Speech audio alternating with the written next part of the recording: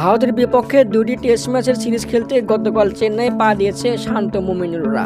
আগামী 19 সেপ্টেম্বর প্রথম টেস্টে চেন্নাই মুখোমুখি হবে দুদল। চেন্নাইয়ের উইকেট পরিবর্তন করে লাল মাটির পিচে খেলানো হবে। বাড়তি সুবিধা পাওয়ার কথা ছিল স্পিনারদের।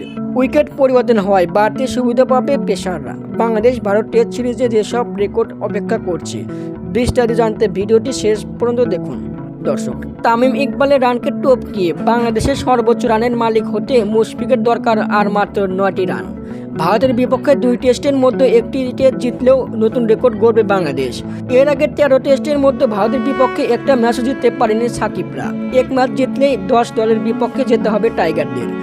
কুলদীপ যাদব আর মাত্র 6টি উইকেট পেলে 13তম বোলার হিসাবে 3 সংস্করণের ক্রিকেটে 300 উইকেটের মালিক হবেন। সাকিবের পর দ্বিতীয় বাংলাদেশি হিসাবে টেস্টে আর মাত্র 5টি উইকেট পেলে 200 উইকেটের মালিক হবেন তাইজুল ইসলাম। মেহেদী হাসান মিরাজের 300 উইকেট স্পর্শ করতে দরকার 7 উইকেট।